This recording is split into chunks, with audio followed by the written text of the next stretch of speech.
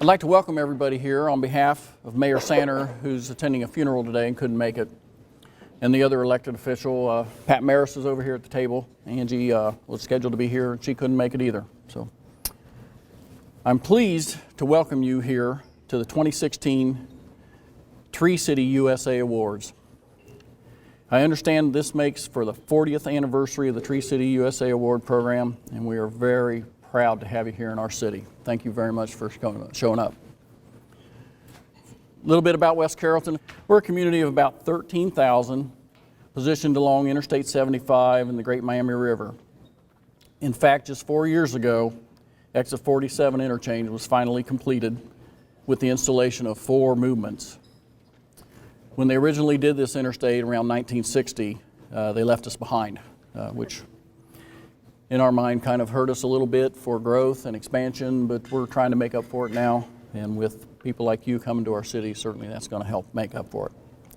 For those of you who visited us before 2012, you certainly know that with the entrance being redone, it's a lot easier to get in and out of West Carrollton.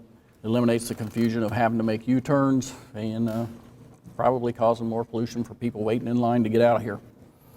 In addition, you probably noticed the new landscaping, the signage that was installed after the construction process.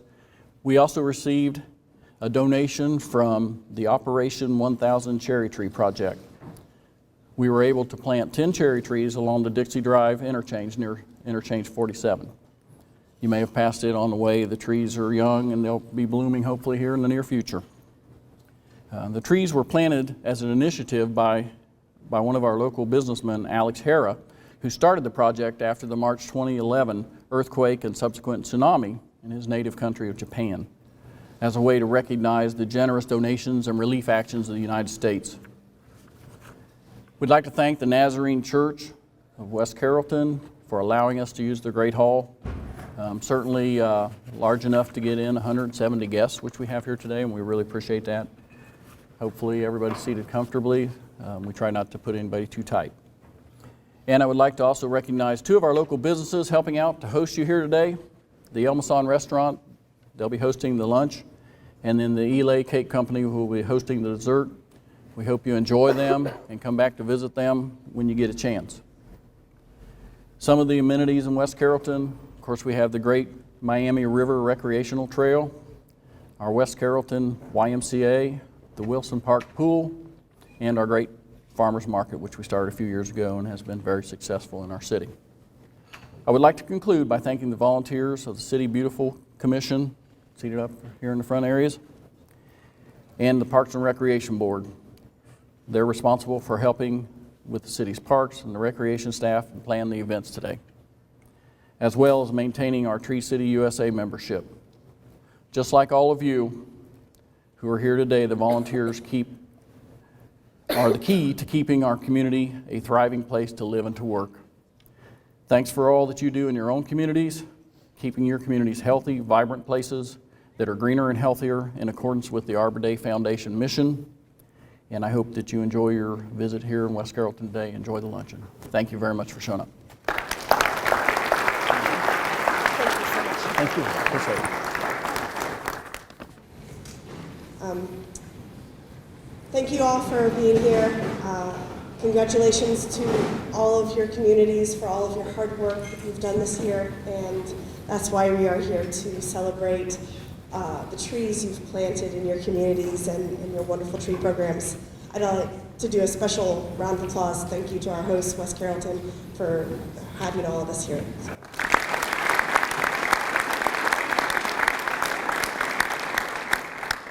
You can look up anything you'd like on the web, for better or worse.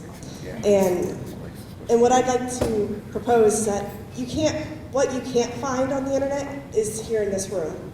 It's the people who are doing urban forestry in Southwest Ohio. It's getting to know each other and making those connections. So we are the people who do urban forestry. And in many ways, the tree part's the easy part, right? We know what they're going to do. The people part's the hard part. So today is a unique opportunity to develop better relationships with other people who do the exact same thing that you are doing in your town. I'm going to ask each of you to introduce yourself to someone new today. Also, make sure you take a moment to get in touch with some of old friends you haven't talked to for a while. And I'm going to embarrass the brand new community, the city of Harrison. Please stand up.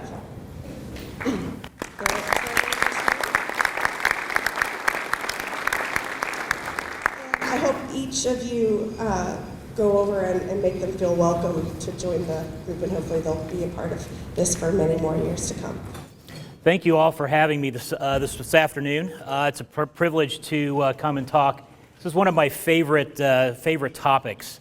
It's just such an important piece, and obviously I'm preaching a little bit to the choir here this afternoon, but hopefully I introduce some ideas and things that maybe are a little different that you haven't heard or really realized. But one of the really fun things that we're really seeing is the importance of native vegetation and trees in the urban landscape, that they are no longer just an aesthetic benefit and thought of that way, but they really are a physical improvement and a necessity in our landscapes, in all of our communities, and being able to think about that and provide really some hard facts and things that are really coming out as an opportunity. So just a couple of things, really why do we talk about trees, and just sort of think about, what magnificent things these things really are and what they're able to tolerate and really what they do for us. From the picture there on the left is my wife hugging one of the great giant redwoods out in the Muir Woods out north of San Francisco, that these living things can live for thousands of years and create these things and tolerate the storms and all the weather conditions are just, really absolutely magnificent. So just as a, sort of an initial thought as we really get going is maybe not a good idea after eating El Mason, but sort of close your eyes for a second and get an idea of what trees in your life growing up as a kid, or where are those places that trees have a really big effect on your life personally. How does that make you feel? And special memories. A lot of us remember going to the woods and going out in free range play and creating the tree houses and all these sorts of things. So you really trying to keep those ideas and that image in your head as you think about trees in our urban environment.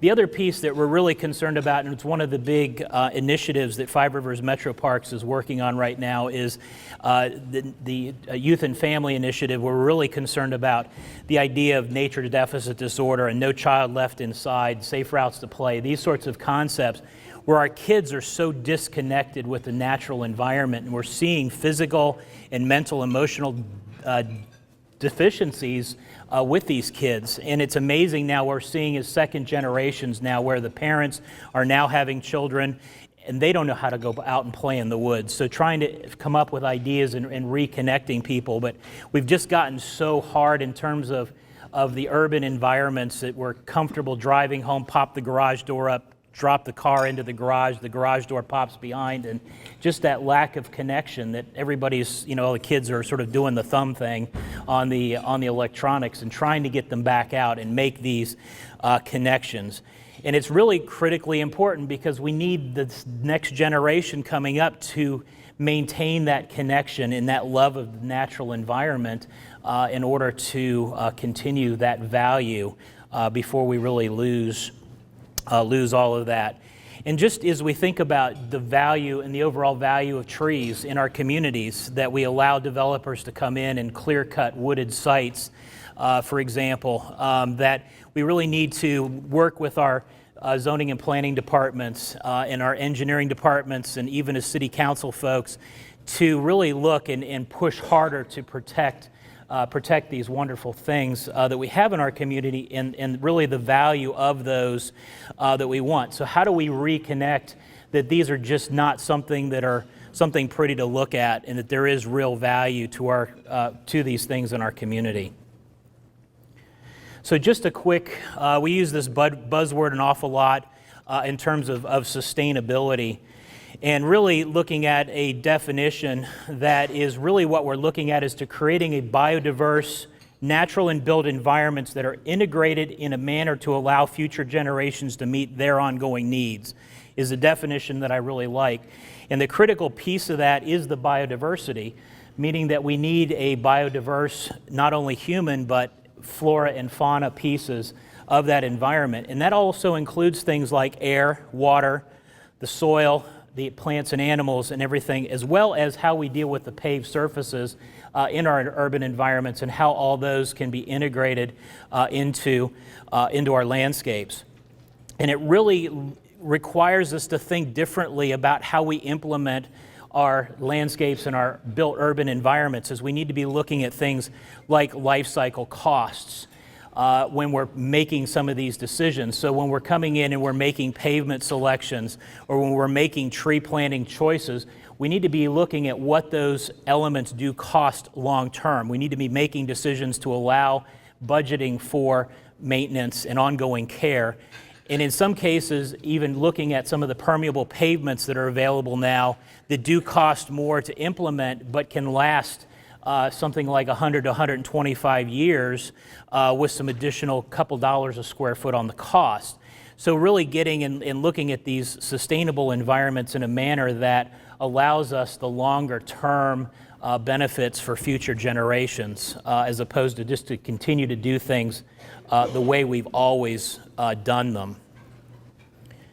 So just a few not so sustainable statistics that I find really interesting is as of 2004, so a little old statistic, but about 43,000 square miles have been paved or is impervious surface in the United States.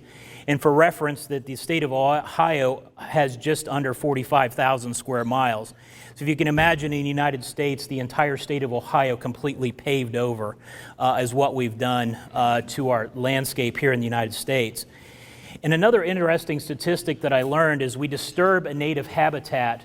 Once that habitat becomes restabilizes from that disturbance, approximately one species will be lost out of that environment as a result of that disturbance. And so when you look at the overall makeup of the United States, it's about 95% of the continental United States has been disturbed by human actions. And so if you would sort of allow and say if we were able to allow Mother Nature to come back and rebalance, that it's possible that we could lose 95% of all species that were here prior to European occupation in the United States. And that's a pretty scary thought of all the things that we really love. And also the idea that about 5,000 non-native or invasive species are currently in the United States wreaking havoc on various landscapes as well. So something else to keep in mind. So this is an image from space to kind of give you an idea of some of the human impact that we have just from light pollution alone, as seen from the International Space Station. To give you an idea, you can see really very strongly where those population centers come into play. So how does each of these ideas of sustainability, why does that sort of affect us? We need to, as I mentioned, we need to rethink each of our communities in a balanced manner, that the ecosystem and these ecosystem services that these natural systems provide to us as human beings need to be incorporated into our communities. And that does affect us in a manner, as an example, that I like to think about is think about an airplane that we all fly on. It's all held together generally kind of by a bunch of rivets. And if you're flying through the air and we lose a few rivets, probably not a really big deal. That plane's probably going to get where it's going. But if you start losing too many rivets, or if you start losing some of those critical rivets, that plane is going to fall out of the sky with pretty catastrophic results. And that's the same thing we're talking about when we start talking about losing species and losing some of that biodiversity that we're looking at in our own communities, that's where we're headed if we're not careful as losing those rivets. So there's plenty of practices that each of us can do as communities, and this organization of Tree City is a fantastic one of really coming back and reintroducing and protecting the tree populations in our communities. But it's also critical to be thinking about what types of trees are we planting and how we do that, and we're going to talk more about that as well as we go through here this afternoon. But it's really looking at how these natural systems really are an economic benefit to our communities as well. It isn't just pretty things to look at, that there really is a significant economic impact on each of us. If you're interested in just some either light reading or maybe not quite so light reading, but these are 3 books that I've read over the last year or so that have greatly affected me professionally in the way I think about things. The first one I read was Bringing Nature Home by Doug Tallamy. He's an entomologist out of the East Coast. And really what he's doing is he's looking at the insect populations. And all of us, I'm sure, have heard the news reports where we're losing our native honeybee populations. In China, for example, that honeybee population is non-existent. They have killed them off. That population, in a lot of cases, having to go out and hand pollinate their food crops. Can you imagine going through the Midwest and hand pollinating the soybean or the corn crop by hand? These are the types of things that we have that are really providing for us as survival. But it's talking about how different species of insect respond to different species. They all have their host plants. We've heard about the monarch butterflies, for example, and the milkweeds. Each of these species have interconnectivity between the plant hosts and the needs of these particular insects or birds or other animals, and understanding that. And it's a really interesting book, and I'll talk some more specific on that. The other piece by Emma Maris was in here in Dayton a little over a year ago, has written Rambunctious Garden, and it's the idea of likely we're not going to get rid of all the invasive species in our landscapes. The Amur honeysuckles, the burning bush, the Callery pears that have gotten loose in our landscapes, but how do we create a new balance and how can we sort of coexist with those species and still create a healthy environment that allows for our native species to continue to exist? And the third book just came in fairly recently published, is The Principles of Ecological Landscape Design. And it's not a planting design book. It's really looking at our landscape ecology as a whole. And he really talks about and takes those concepts that Tallamy and Maris have talked about and looks at them more in a broad spectrum in terms of how our soil environments and our water environments all are really sort of interconnected, and how we can, as communities, really work hard to create healthy places where we all can live, work, and play. So I really recommend taking a look at least 1 or 2 of those books. So native trees. How many of you guys sitting here in this room have an idea if you're planting trees in your community, whether those trees are native or whether they're introduced? Okay. How many have no idea? Just some reasons to be thinking about these trees and why we want to select. The idea is the use of native species that I've mentioned do support that the insect, bird, and other animal populations, as well as ourselves as human populations. And really what's interesting is that certain species that we look at, for example, white oak is one that is a native tree here in Ohio, and it supports over 600 insect species in its population, from food sources and nesting and egg-laying hosting sites. So selecting this one specific species can really make a dramatic effect on the populations within the native environment. And they're beautiful trees beyond that. You're all here as Tree City USA and really working that idea into the public. And it's really amazing how much our citizens and our communities really don't realize the value of what all of you are doing here in this room and taking the efforts to become a Tree City and maintain each of our communities as a Tree City. And really work to get that information out there and why these values of what we do. So it's not necessarily just the prettying of our communities. That's one benefit, but really what are these value and economic features that really these things bring to us as a community. This is just a quick diagram of sort of thinking about how we look at community infrastructure, where for many years we really looked at the idea of getting water off of our sites as quickly as possible. We've got to get it off the street. We've got to get it into a sewer line and out someplace off the site. And really where we're going now and understanding, and some of this is coming into play as a lot of municipalities, more in Cincinnati than here in the Dayton area, but having the combined sanitary storm overflows and this combined sewers, very, very expensive to separate those out. And by looking at more of these native and green infrastructure concepts like bioswales and rain gardens and permeable pavements and things can really reduce those stormwater runoffs a lot less expensively than trying to separate a lot of these infrastructure pieces of built environments. East Coast Philadelphia, for example, has they were looking at a multi-billion-dollar stormwater holding facility in the community that the EPA was mandating that they get these things separated.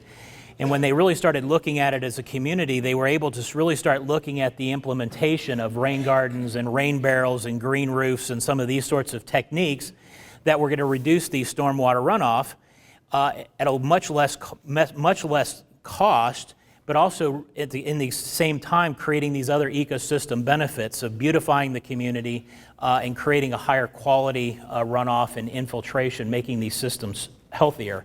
And allowing trees and things to grow in the community. So just a different way of thinking about how we go about these things.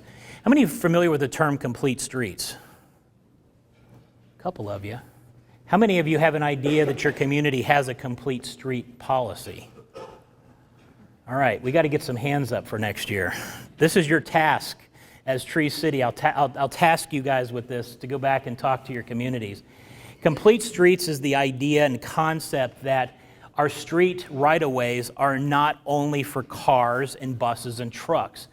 These right-of-ways need to be designed for people, for plants, for animals, for stormwater, for multiple modes of transportation, for buses, for bicyclists, for walkers, all these sorts of things. And looking at the design of these right-of-ways as we're doing our repaving and rebuilding of our infrastructure or building new infrastructure, there needs to be a place for each of these elements. The city of Dayton recently has implemented actually a complete streets policy and requires the design team, whoever that happens to be, to really look at building these infrastructures and putting in place room for each of these. I saw an article actually just this week that the complete streets concept is actually less expensive to build than a traditional roadway, because you're having to, if you're building, for example, a bike lane on the side of the road, it has to be built to the same structural level and runoff standards that the rest of the road does. Well, a bicycle trail obviously doesn't need to support the same weight that the roadway does, so it can be built less expensively. And the stormwater calculations then can be done in a manner that don't have to be treated because you're not driving the cars with oil and those sorts of things to deal with the pollutants coming off of that. So long term, that these streets can be less expensive to deal with just in terms of the infrastructure, let alone the other things that we add to these. Anybody aware that here in the Miami Valley we have the largest off-street paved bicycle network in the United States? 330 miles of off-street paved trails. These are the places that we're trying to look at alternative modes of transportation and get people out of the car and either into walking or bicycling again. So it's where these complete streets really come into play, and trees really play a huge part in that. The other benefit that the trees do in these environments, things like traffic calming. If you go down some of the old historic streets that have the big canopies of trees over them, the cars, you slow down. You're not in as big of a hurry to get through those environments, proven there. Temperature reduction. We all know about this with trees. You go into the woods and it's 20 degrees cooler than it is in the urban environment. So if we can cover our streets. Stormwater control, and I'll talk a little bit more about that shortly.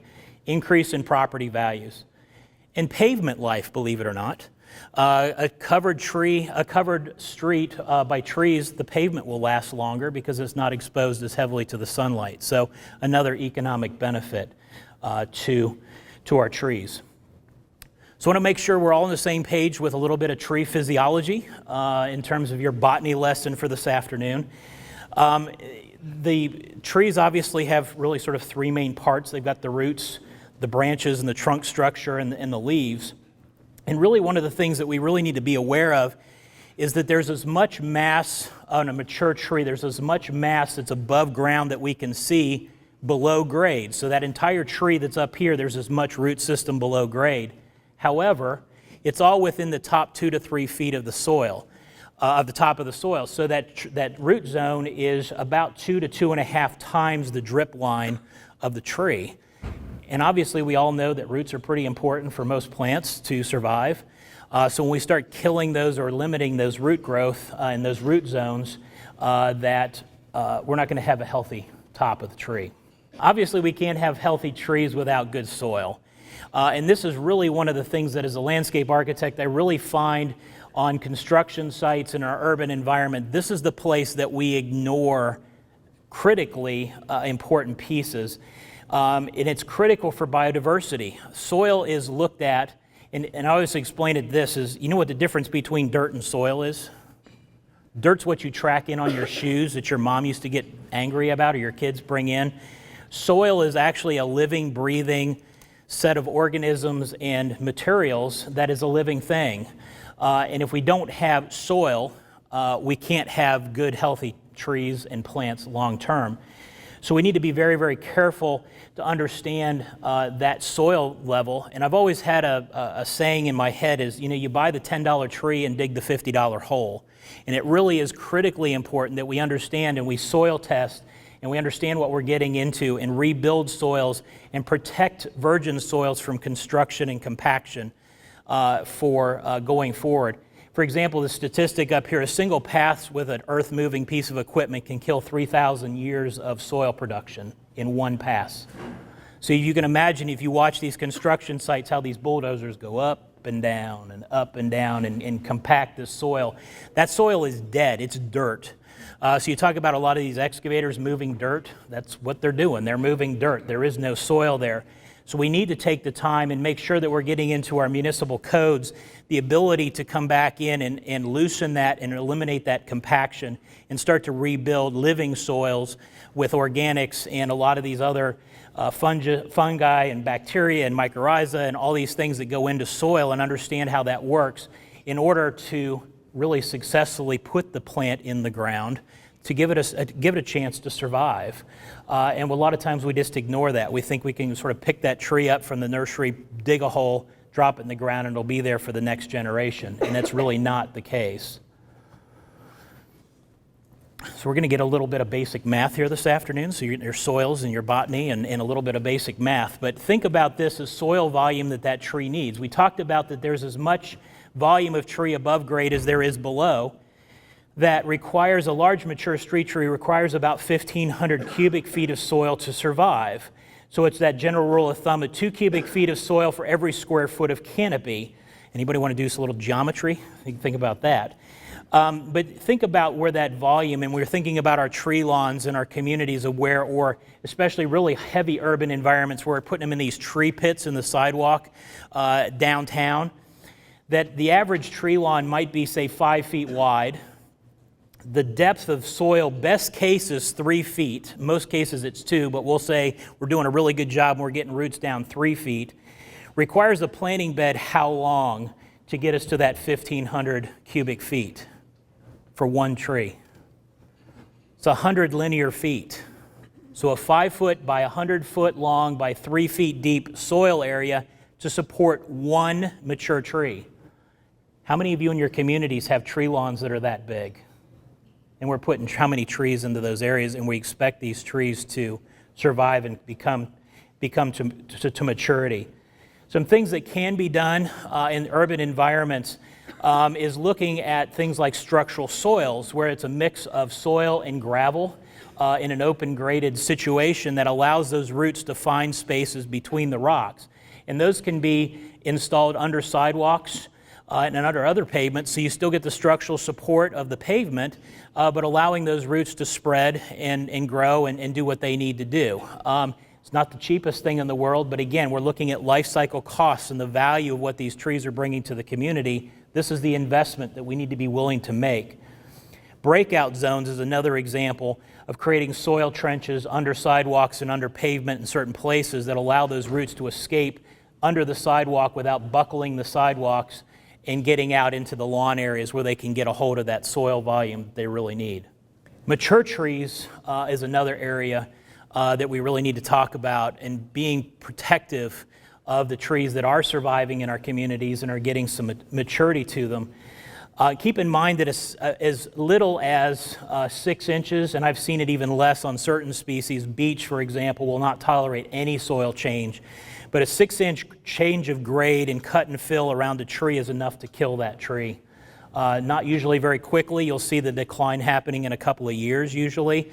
But that minimal amount of soil change can have a dramatic effect on our tree health, as well as the compaction of the soil. So even if we're protecting the drip line of those mature trees, we know we just talked about that drip line and that root zone is 2.5 times that drip zone. We're allowing contractors to park in those, or building and constructing in those root zone areas, are places where we're going to cause damage and problems with the tree.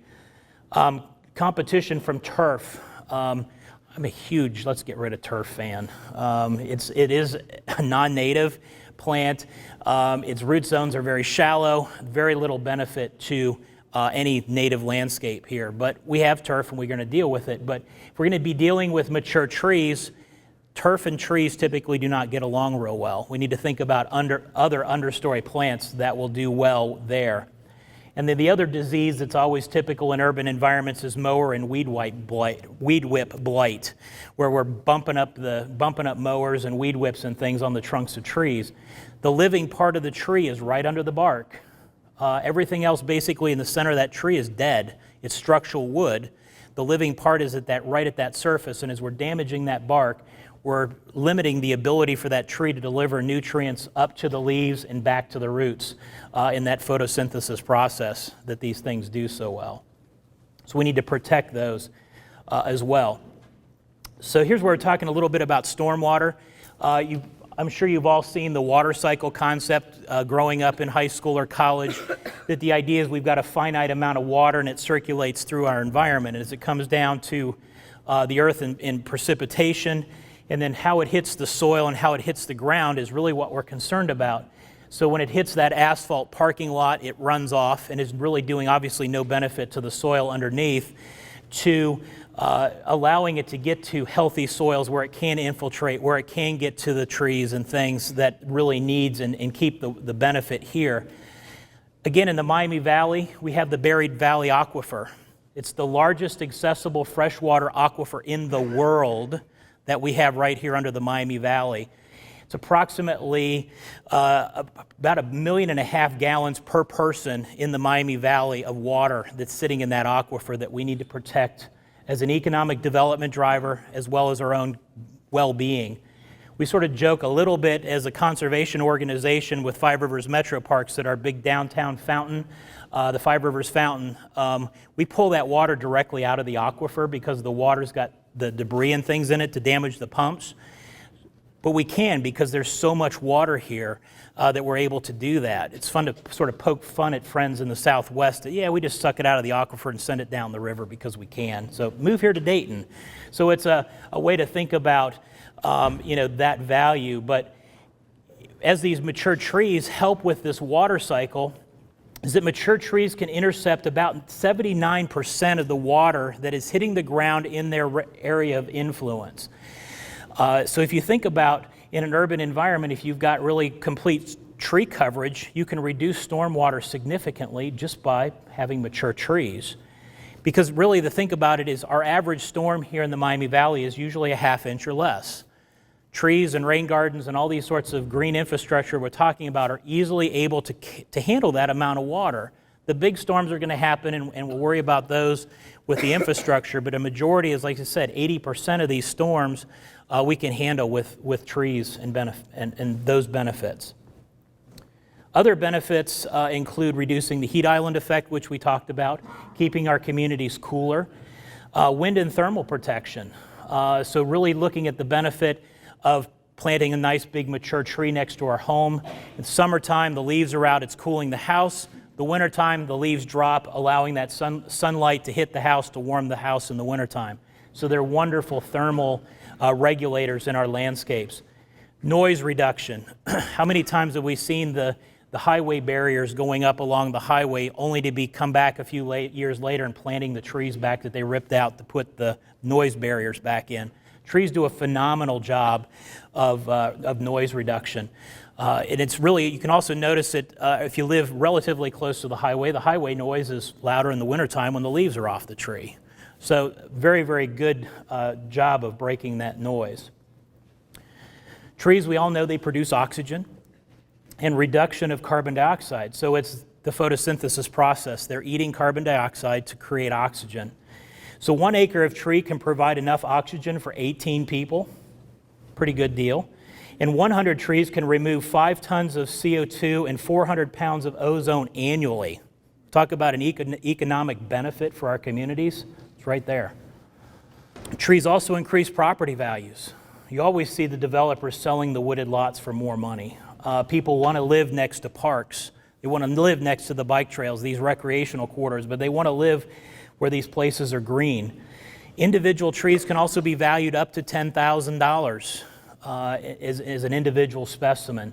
I was just reading in the brochure, City of Oakwood did a tree inventory of $17 million, I believe was the number of their street tree inventory. So it's a huge economic value to our communities. Planting trees, they need to be done correctly. And this is an area that we really are seeing some problems within the commercial nursery industry, as well as the landscape and planting piece. So first of all, we need to understand that the plants need to be grown correctly to be planted and to be healthy. But we also need to understand the root flare, which is if you go out in the woods and you look at a mature tree, that flare of roots, it's sort of the trunk flares out at the ground. That's really what we want to see with our mature trees. And you need to be checking and inspecting your trees as they're coming in from the nursery to make sure that that root flare is at the right location at the surface where they should be. And a lot of times we see they may be 6-8 inches low in the root ball, and that's a death sentence for that tree ultimately. So we need to be including in our planting specifications and our tree standards in our communities that we are looking for that root flare and making sure that that is planted correctly. And making sure, as I mentioned on that one, is making sure that we're planting the right tree in the right place.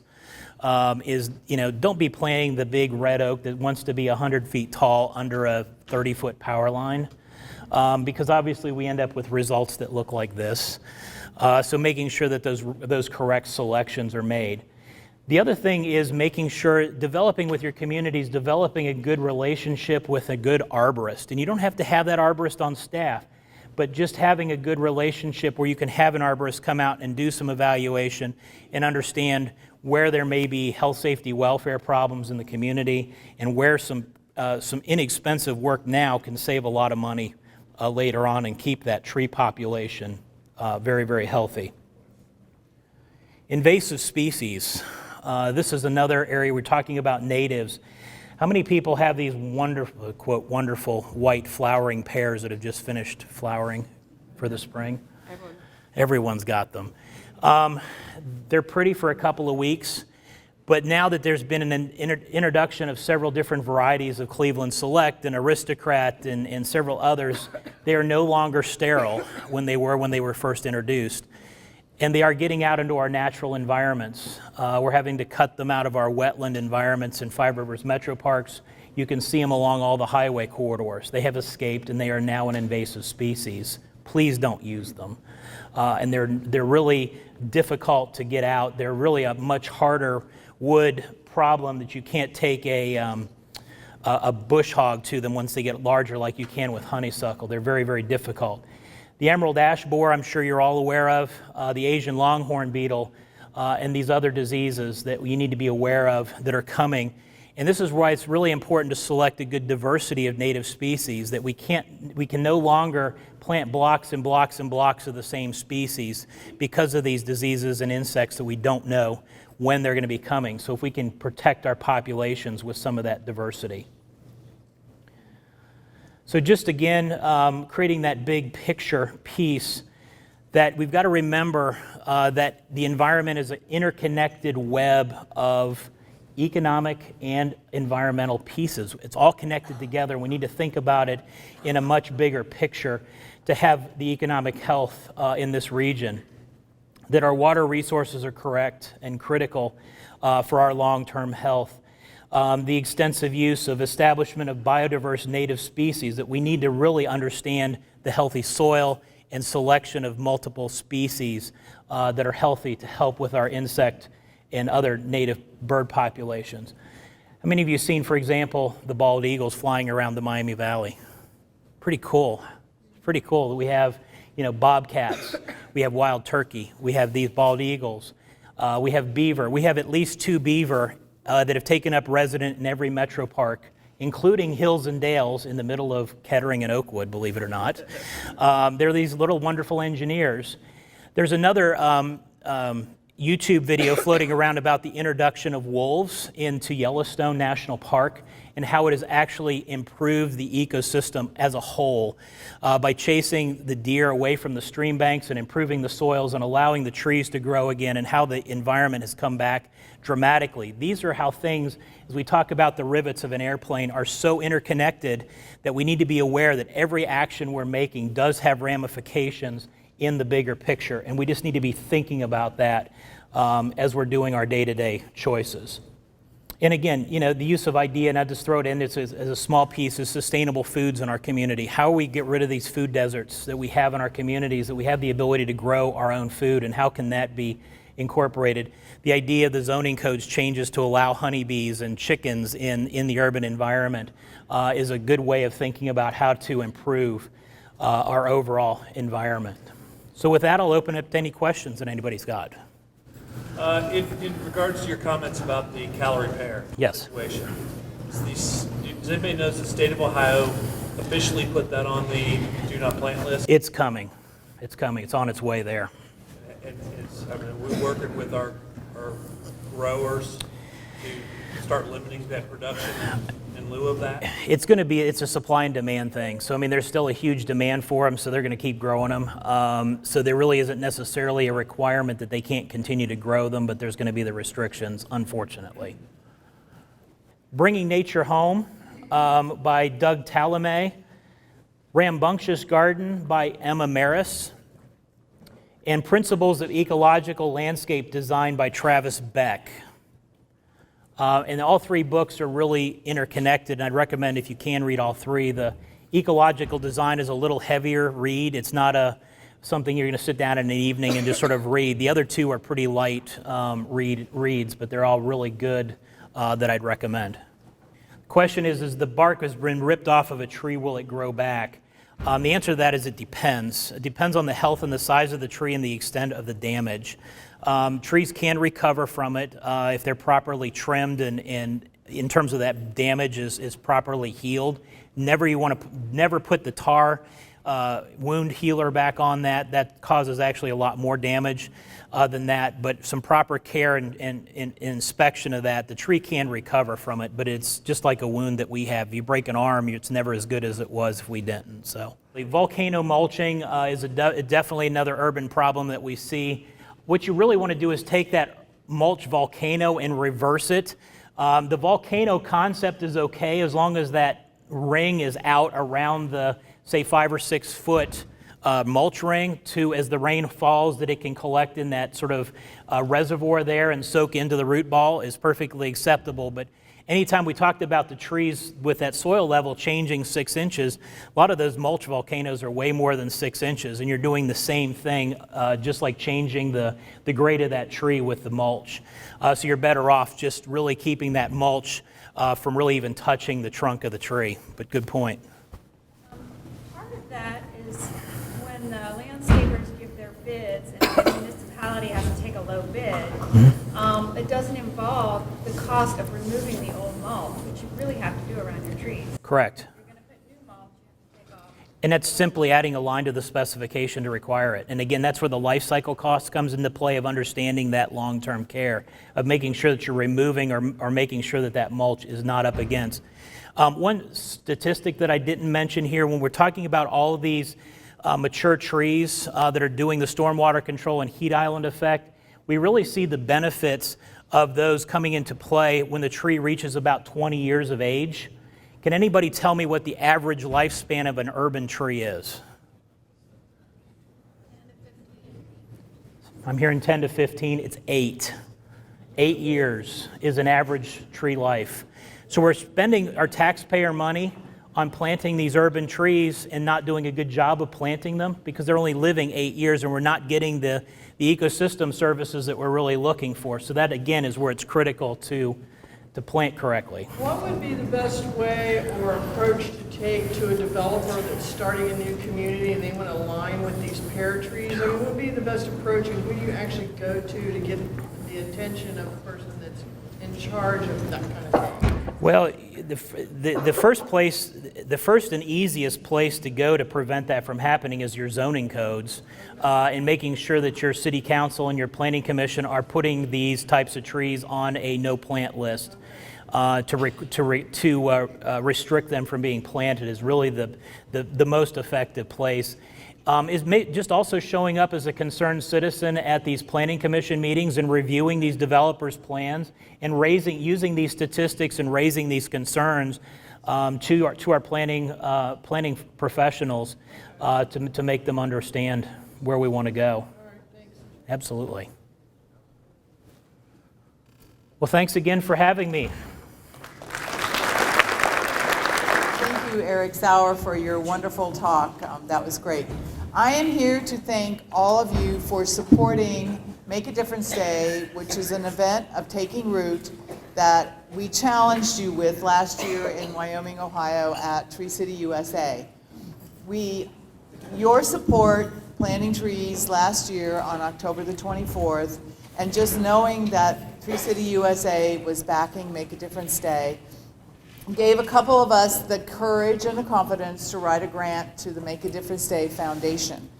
And Make a Difference Day is celebrated every year in October, and it's the biggest volunteer day in the United States. So Make a Difference Day team from Taking Root wrote a grant, and 2 days ago we got the call that our grant was one of 10 grants for $10,000 each that was accepted by the Make a Difference Day people. So we now have gotten, for our Make a Difference Day efforts, thanks to you all for helping plant the trees and being a part of our grant last year, we now have a bucket of money to spend on planting trees for Taking Root in our southwestern area. So I'd like to thank you for your participation and encourage you to participate in 2016. So on October the 22nd, 2016, we will again be making a difference in our southwestern Ohio area by planting trees. If you are interested in being a part of the group, Wendy, I'm sure, will be putting some emails out on our behalf because she is a wonderful partner for the Make a Difference Day tree planting. And we also have information on the website, which is MADD, M-A-D-D, at takingroot.info. And I would also like to say that Matt Stenger, the executive director of Taking Root, is here somewhere over there. At least he was for a while. So thank you again for all your work and hope to see you all out in October planting trees. Thank you. Thank you, Bobby. I'd like to thank all of you for putting roots in the ground and leaves in the air this year and all of your hard work. It's really nice to see all of you today. The folks in West Carrollton has put together a really lovely event for all of us, so thank you, all of you, for setting up and all your extra work you've done these last few months. To those of you I haven't met yet, my name is Wendy Van Buren. I'm the Urban Forester for Ohio Department of Natural Resources, Division of Forestry at Cedar Creek State Park Office, new office this year, moved last September, so if you're ever out hiking, come by and visit me. And thank you for attending this year's Tree City USA Awards program. We're here today to celebrate your accomplishments as Tree City USA communities. The Tree City USA program is sponsored by the Arbor Day Foundation and provides national recognition for urban forestry programs in thousands of towns across the country. This is the 40th year for the program. It's been around 40 years. And there are 4 communities in Ohio who have their 40th year this year. It's Springfield, Westerville, and Wooster. So that's important. And they also have special products for all of you to use if you wish this year. They have a special 40th year logo, and there's handouts and all sorts of things for you to use. If you're interested in those resources, please let me know.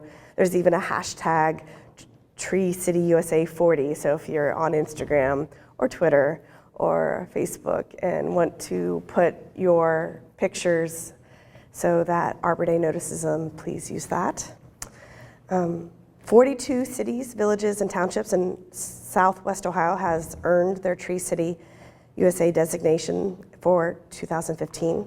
Ohio has 241 communities throughout the state who have received this award for their work, 36 growth awards around the state, which means that half of all Ohioans live and work in a Tree City USA community and enjoy the variety of benefits that come with having more trees, such as cleaning air and water, reduce storm runoff, and increase property values. We have 3 new tree cities in Ohio, one of which is Harrison, as well as Coshocton and Millersburg. A couple other topics include my annual conference. Sims Township continues to be a partner with me on my annual urban forestry conference. So this year we'll be down there in Sims again. Our keynote's going to be Tom Borgman with Hamilton County Parks, and he's going to team up with his partner in crime, Mary Klunk with Five Rivers Metro Park, and they're going to team up and talk to all of you about how you're going to deal with cemeteries and parks and public areas where you've lost ash trees and what do you do now with them. So they're going to go through all the details of what you do to recover your lost ash population in those public areas. It's going to be a very hands-on, fun day. So that date is Wednesday, October 5th, and I hope to see all of you there. About a month or 2 ago, the regional planner invited a lot of the communities to talk about EAB, and we had a lot of folks talking about their experiences. And I thought it was a good year to talk to you about that. It was 10 years ago we found emerald ash borer in Southwest Ohio. Does it seem that long ago? No. We found it in Piqua, Springboro, and Anderson Township. And all of these communities are tree cities. And I don't think that's a coincidence, right?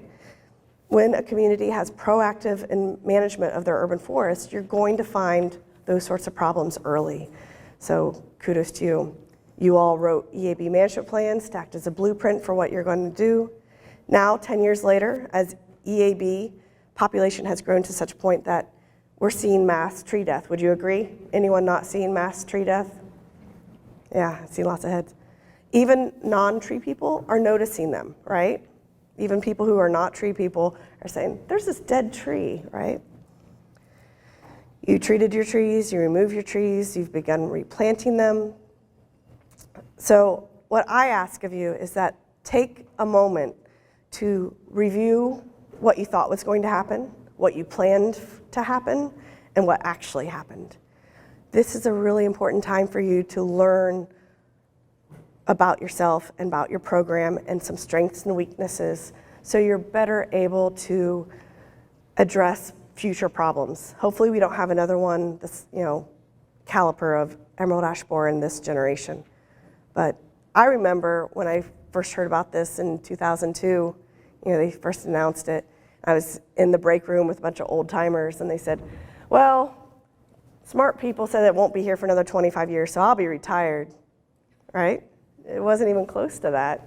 All those things that people thought might happen didn't happen. So it's a good time to take a good look at your programs and make some good changes. We at ODNR realized early on that Ohio communities would not be able to continue at their status quo, right? Has everyone made changes in the since the AB? No? None of you made changes? Hands? Come on, I know you're sleepy, come on. So since you had to make changes, we needed to give you some more tools in your toolbox to be able to address this. And to offer you these new tools, we developed Tree Commission Academy curriculum to increase your knowledge, increase your skill set, and your network to make these changes in your tree programs. Almost all of your communities who are in this room right now has had at least one person take TCA.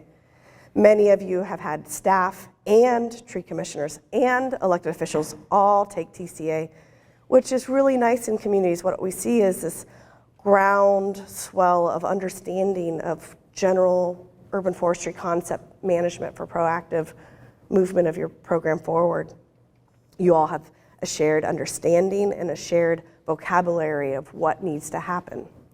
Since the beginning of Tree Commission Academy, 911 people throughout Ohio have taken TCA.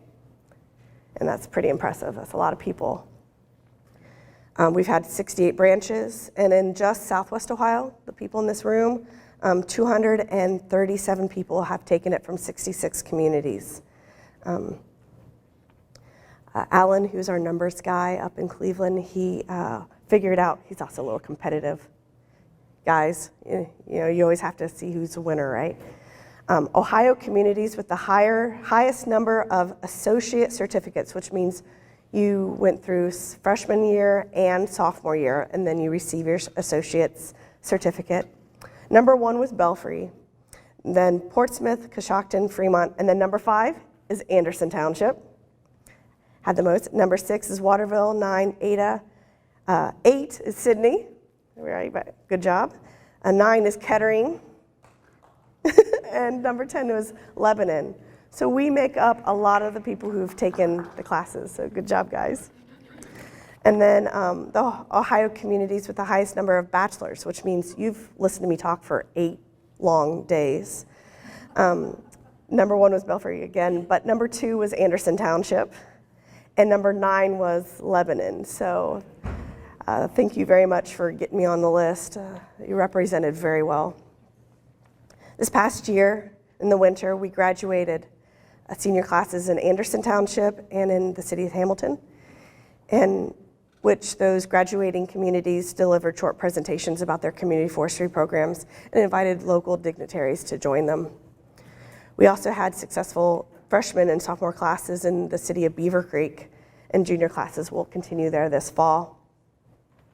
This is the point where I ask all of you who have taken TCA to please stand.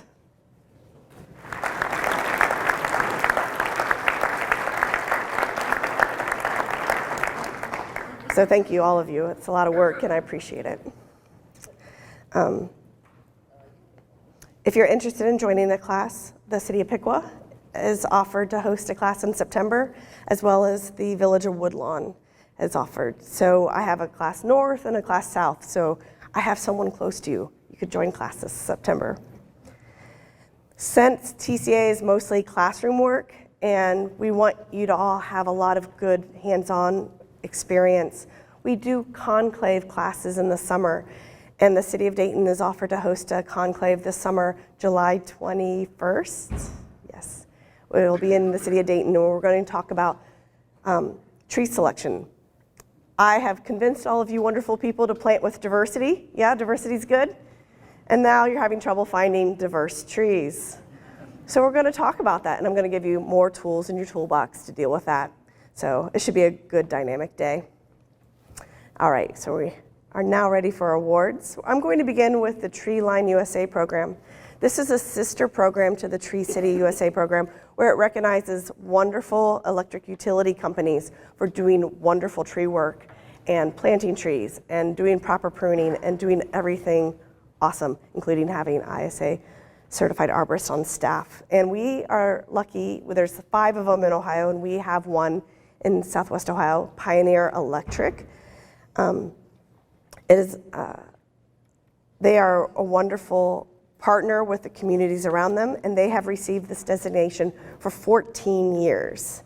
So if you would please come up to receive your award.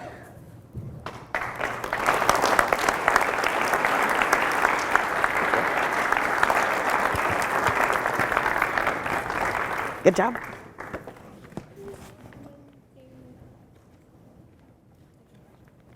Thank you. Good job.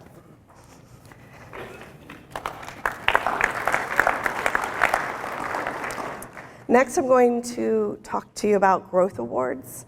Growth Awards are designed not only to recognize achievement, but also to communicate new ideas and help the leaders of all Tree City USA plan for improving their tree programs. There are 10 Growth Awards in Southwest Ohio, which is the most I've had, I think, ever. I'm really proud of all of your hard work. You don't get a separate award, it's actually in your box. So if when I announce your community, would you please stand up and we can recognize you. The very first one is the Village of Morrow. It's the very first Growth Award they've received, so good job. The City of Dayton, you received your second one. Anderson Township, this is your third. City of Centerville, this is 4 years.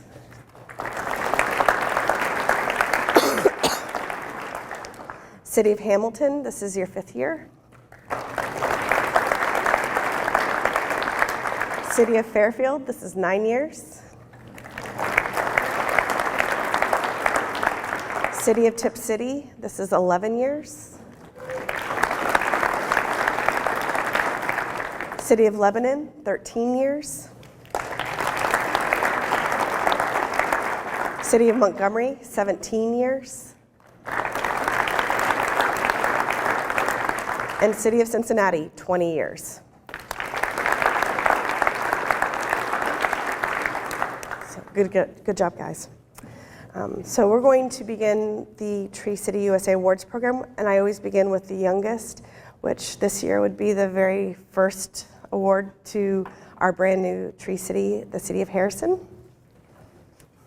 Hi, Mayor. Thank you for coming.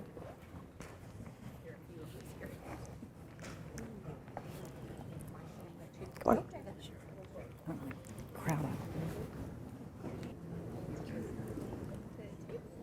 All right. Thank you. Get it? Yes. Thank you.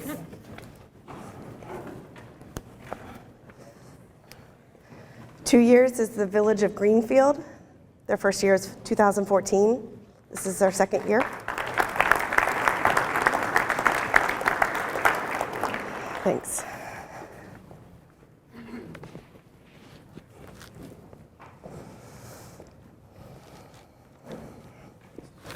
Thanks, Ron. Welcome. The City of Vandalia, this is their second year.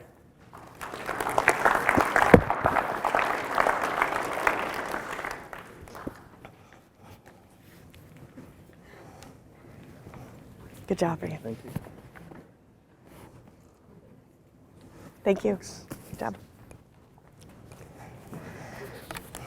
The Village of Morrow. Good job.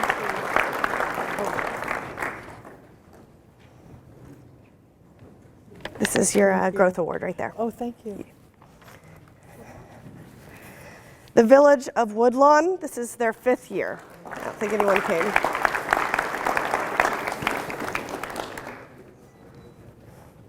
Anderson Township, this is year 7.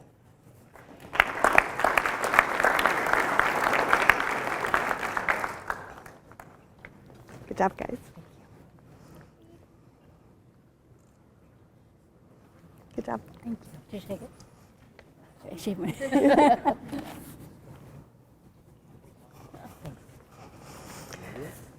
Columbia Township. This is year 8. Township Forester.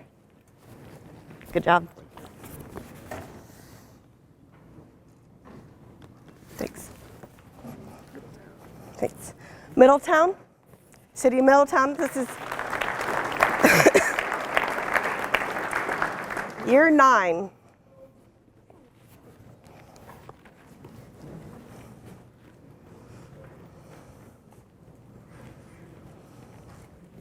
Thank you. Thank you. Good job.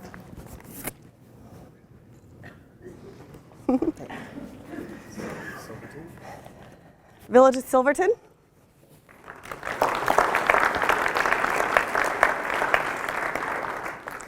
They are also 9 years.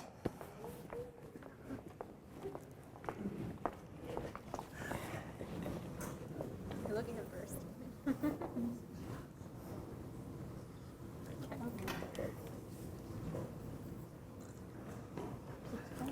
All right, you got it. All right. Good job, guys. The Village of Ripley, 10 years.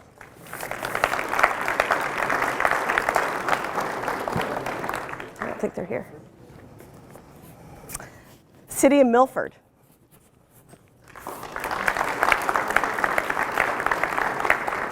They've been a Tree City for 11 years.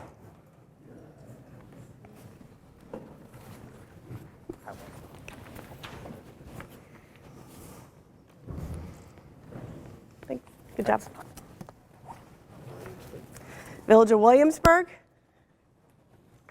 There you go.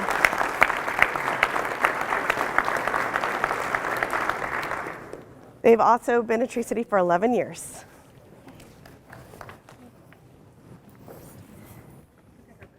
Good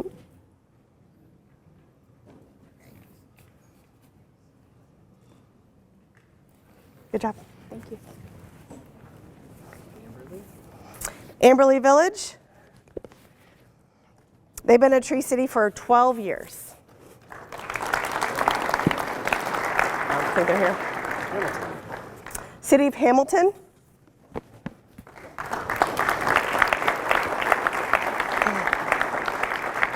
They've been a Tree City for 12 years.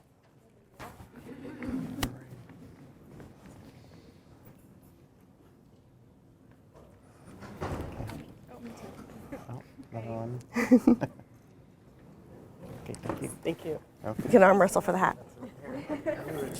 Thank you. Village of New Richmond.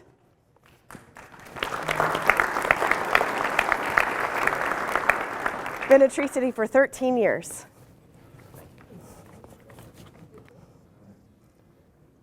Thank you. Good job. City of Mason.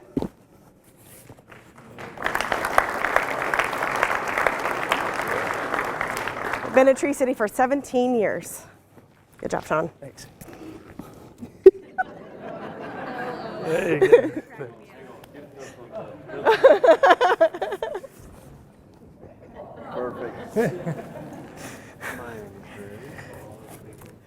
City of Miamisburg.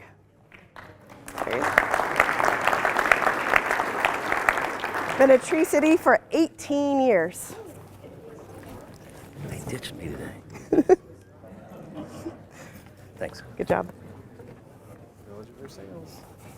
Village of Versailles.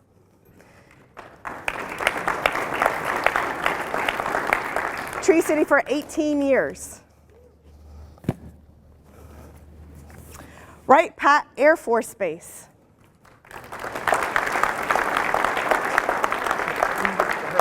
Give it to you. Oh, you hold. All right.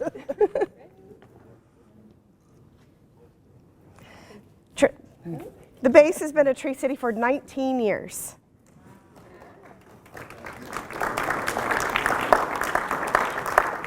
Good job, guys.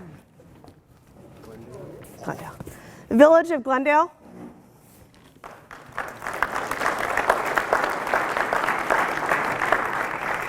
Been a Tree City for 20 years.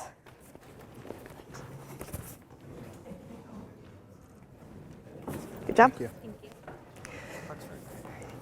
City of Oxford.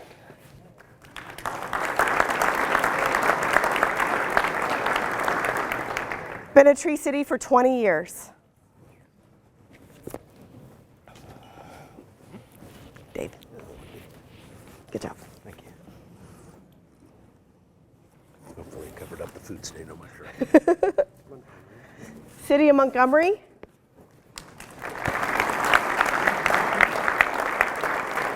Been a Tree City for 20 years.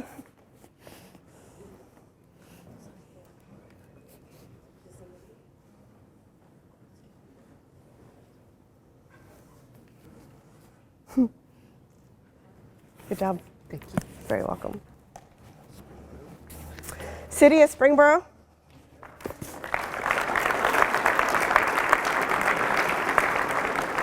Been a Tree City for 20 years. Couldn't be prouder. Good job, Chris. Hi, guys. Oh, wait, no, you're not done yet. Good job. Who wants it? I'll give it to you. City of Fairfield.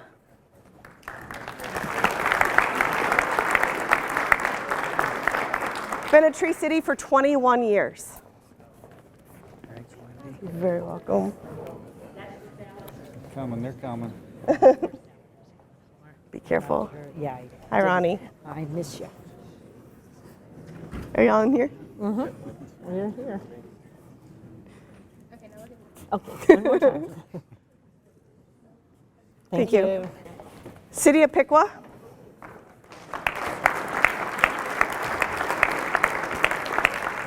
Been a Tree City for 21 years.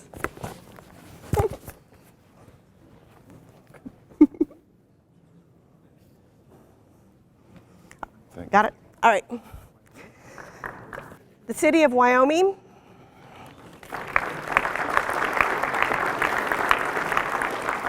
Been a Tree City for 22 years. Good job, Mike. Thanks. City of Springdale.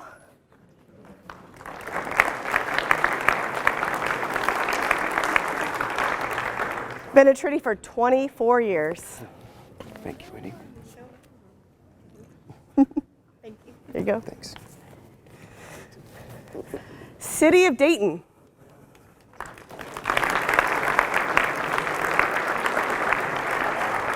Been a Tree City for 25 years. y'all look so dapper. I know. Rose between thorns. Ready? Thanks, guys. Good job. City of Lebanon.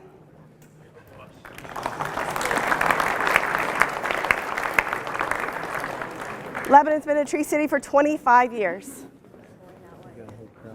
I'm noticing this.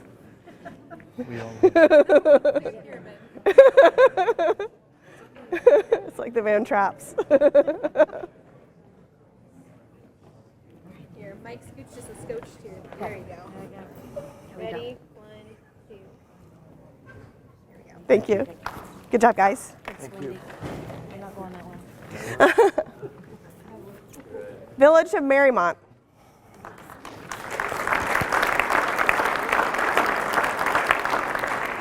Marymount's been a Tree City for 25 years.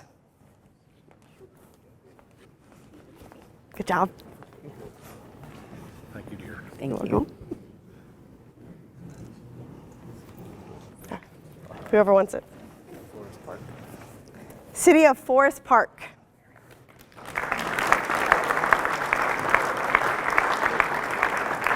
Forest Park's been a Tree City for 26 years. You're very welcome. There you go.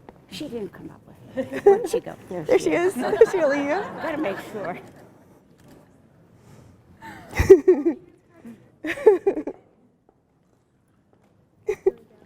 Okay. Make your arm wrestle for the hat. Sydney. City of Sydney.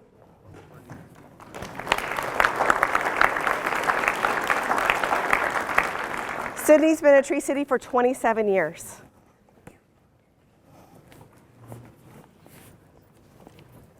Good job. Thank you. Hi, guys.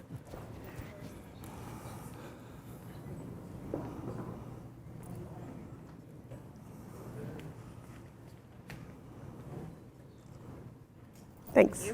Thank I'll give it to you. Ah, You guys want to come on? City of West Carrollton.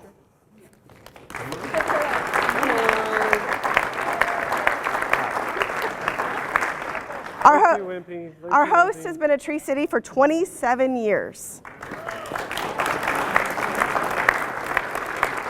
Come on. Come on, don't be wimps. Kind of like you.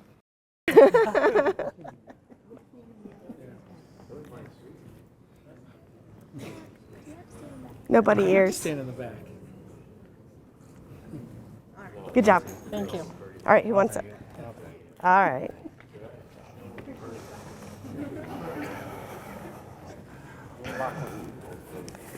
Village of Lockland.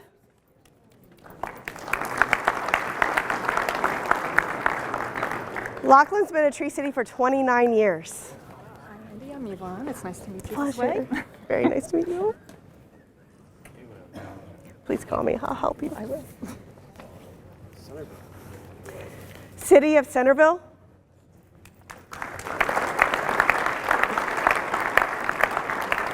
Centerville's been a Tree City for 30 years.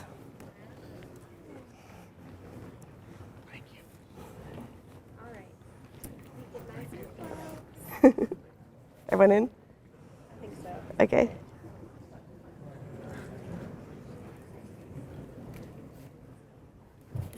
Good job, guys. Who wants it? I'll give it to you. You want the hat, don't you? Tie tack. City of Troy.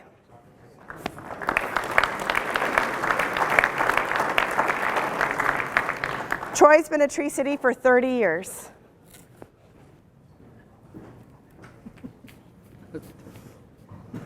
Not too close. Bye. Thank you, guys. Good job. Thank you. Village of Green Hills.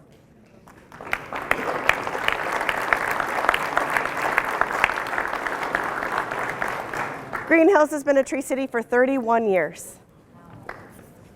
Thank you. Good job. Okay, thanks. Village of Terrace Park.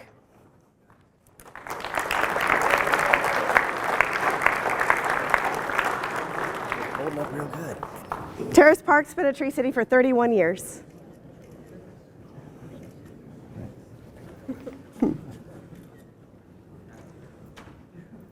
Glad you could be here.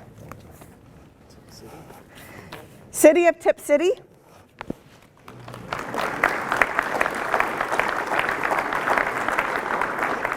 Tip City's been a Tree City for 32 years. Yay. This is your new Growth Award board, so don't lose it. She's the keeper of All right. the awards. Get closer. Ready? Thank you. So that's for your Growth Award, so don't lose that. Okay. All right. Bye, guys. Good job. Kettering? City of Kettering.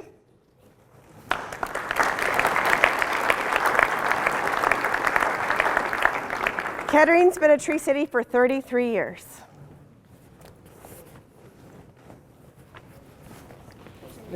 Thank you. Get in here.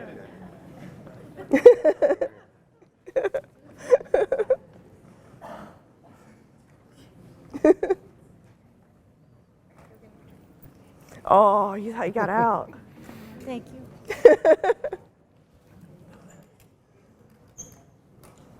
Thank you. Good job, guys. Thanks. City of Oakwood.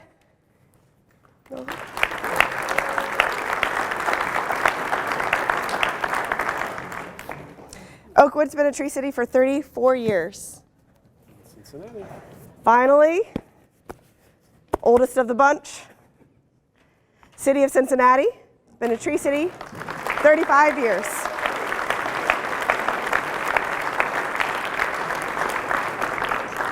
Good job. Good job, Ryan. Kurt. Wendy. Might be older than you've been longer than you've been alive. I get to put my arm around. Yes. Yes, sure. Thank you. Thank you. One final round of applause for all of you.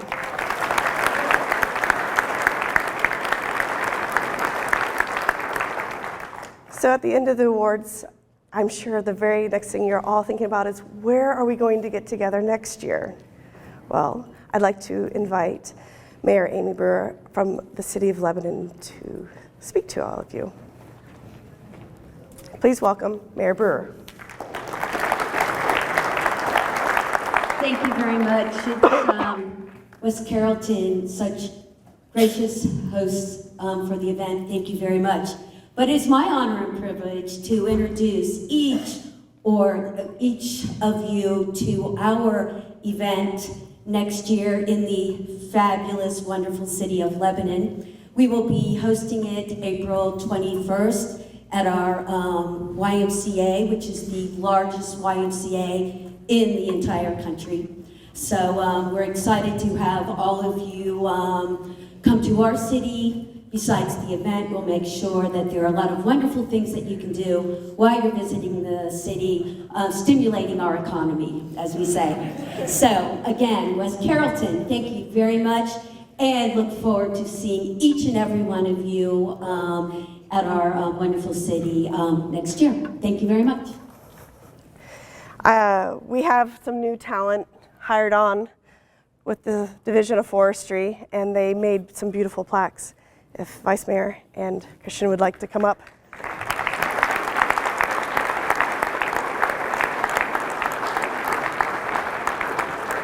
Thank you. Here, I'll read it. In recognition of their efforts and gracious hospitality, the Ohio Department of Natural Resources, Division of Forestry, and the assembled Tree City USA communities wish to thank you, the City of West Carrollton, for hosting the Regional Tree City USA ceremony today. Thank you very much. I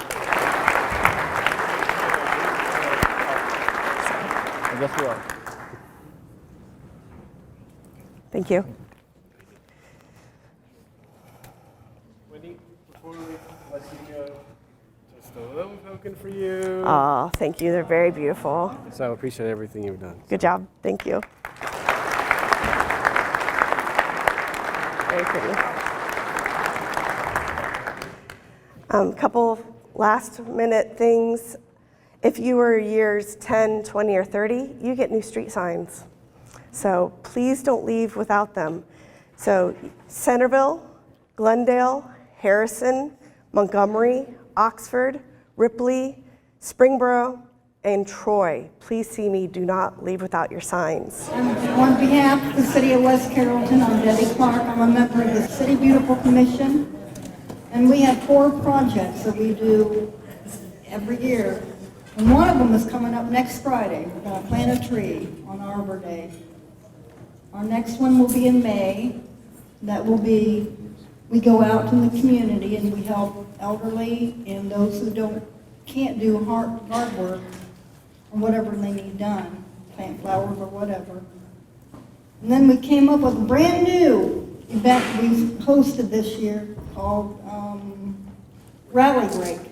We went out and did our yard work and break people's yards and had a good old time. We just beautify our city. And our last one is our holiday festival. Thank you. But I just want to thank everybody for coming today. And hopefully we'll see you next year.